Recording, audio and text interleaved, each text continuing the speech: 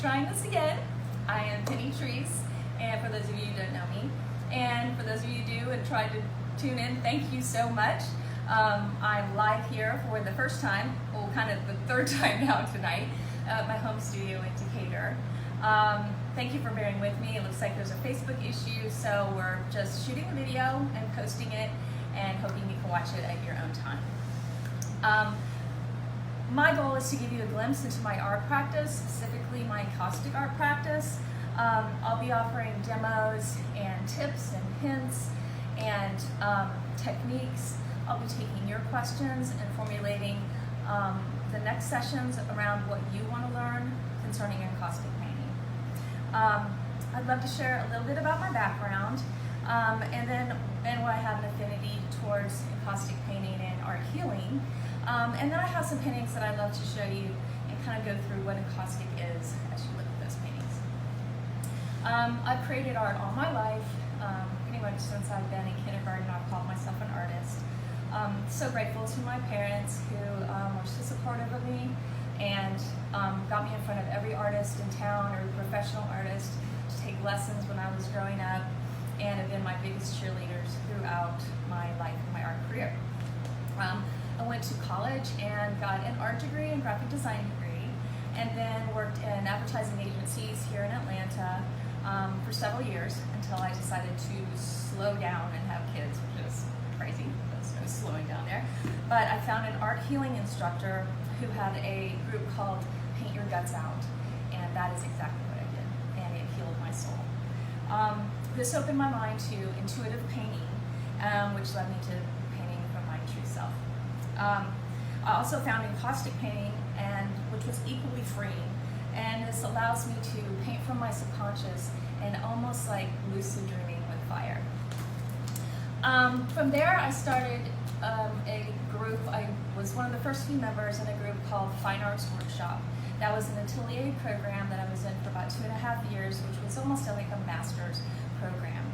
I started to teach under them, the two professionals, and fell in love with teaching and just loved giving back to my students, sharing what I've learned from the masters, but also a little bit of magic and some special secrets that I use in my studio every day. So now I'm going to show you some of the artwork that literally I just pulled off of my walls here in my studio. Some of the pieces that are still in my inventory that I think will give you a little bit of idea of what you can use encaustic for, and some of the different techniques that I'll be teaching in classes coming up.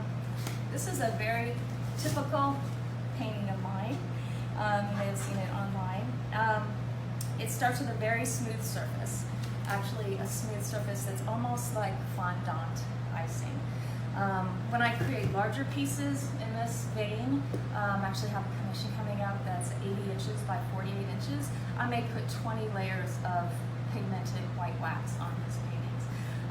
And then I'll add texture, which is more of a smooth texture with many different colors of blue. I never really use one color right out of the tube. But when I mix the color in with the wax, I paint it on and then use a blowtorch to meld all of the layers together. That brings me to the most important part of encaustic painting, which is the fusing. Encaustic actually means to fuse or to burn in. It doesn't mean to mix with a pigment. It doesn't mean to mix with a hardener. It literally means to fuse or to burn in. I like to give the example as if you would accidentally drip a candle on your dining room table. Most of us have done that, and it cools.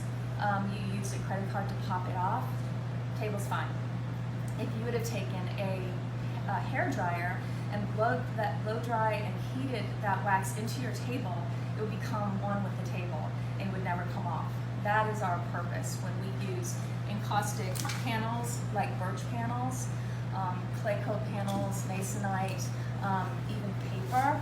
You can use that for encaustic painting, but it's most important to fuse the first layers into your substrate, and then as the wax cools and contracts and expands, it's not going to crack and come off of your paintings. Encaustic painting was used in 5th century BC. by Egyptians. They have some paintings called the Fayum paintings, that's F-A-Y-U-M, and they are still around in museums today, which is really amazing. They're just so saturated and look almost exactly like they did centuries ago. Encaustic paint was, well, wax was used to coat battleships by the Greeks, and they mixed the pigment with the wax, and that's because wax is impervious to water.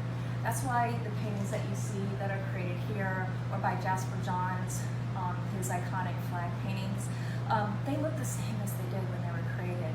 The water is not going to damage the wax paintings. The light and the heat don't make them fade like oil paintings. I just find it absolutely an incredible, luscious, beautiful technique, and I can't wait to show you more about it. I'll quickly show you a photographic encaustic method. This was a photograph that I found and used in one of my very first encaustic paintings maybe 10 years ago. I wanted to just keep the photograph the way it was and really just see the imagery with clear wax on top of it. And then I just used a very light translucent wax to kind of enhance the photograph's narrative. That's what I love to do when I teach classes with photography. You can bring in your photographs, or I'll teach you to enhance your photograph and what it's trying to say with wax. Sometimes it doesn't need anything. Sometimes it just needs a little touch. Sometimes you cover your entire photograph and scrape the wax back off. It's a very exciting method to use with photographs, and they'll be preserved for pretty much forever. These two pieces were created with a lot of texture. Hold these up a little closer because I created these with a method called accretion that I'll also love to show you in one of my workshops, where you splatter paint with a brush. I'm just going to demonstrate that a little bit, not with real wax, but you would splatter the paint and the wax and then brush back and forth and create this wonderful texture. I did that on both of these pieces, but on the white piece, I actually excavated into the wax and carved with pottery tools to reveal some of the layers beneath. I even scraped using like a pottery tool and some of the wax and balled it up and stuck it back on the painting, fused the painting, and then put some gold leaf onto this piece. If you're interested in collage, encaustic is an amazing technique for that. I added a little vintage piece of jewelry into this one. I'd like to show you about different methods of adhesives that can help you with your collage pieces, things that have worked, things that haven't worked for me over the years. And you can put notes and type and lace and natural elements and so many things into your wax. It's a beautiful method for that as well. Finally, I absolutely love teaching this method on watercolor paper. This is a 300-pound Arches watercolor paper, and I just adore teaching students to tape off the paper and actually would use a household iron without the steam. We'll never use this iron again on clothes, but we just go back and forth, and this is the way we fuse the wax into the paper versus using a blowtorch. It's therapy for me. I tend to just get lost in these pieces, big or small, and it's a really fun class to take ironing. Back to this piece, that's my final little piece, is what you're seeing on top of this is sort of a cellular look, and that is actually created with shellac. So I've taken clear shellac, mixed dry pigment with it, painted it onto the very top layer of this piece, and then lit the entire piece on fire. It's fascinating, and as all of the shellac is burning off, the pigment is left in these beautiful, intricate, lacy designs. That is a technique and a class that I only teach at my home studio because we need to do that under very controlled circumstances with masks on and gloves and always outside, but it's very exciting technique. So I hope this gives you a little bit of a glimpse into what you can do with encaustic. Just a quick intro. All of my other classes are usually 4 to 6 hours long. I encourage you to sign up for a private lesson. All that information is on my website at www.pennytreese.com. Also, please check back on the Facebook Penny Trees website. Our Facebook page will have that figured out very soon. And please sign up for a private, semi-private, or a lesson. I think I have a few coming up, but we will post those in a few minutes. And thank you again for your patience.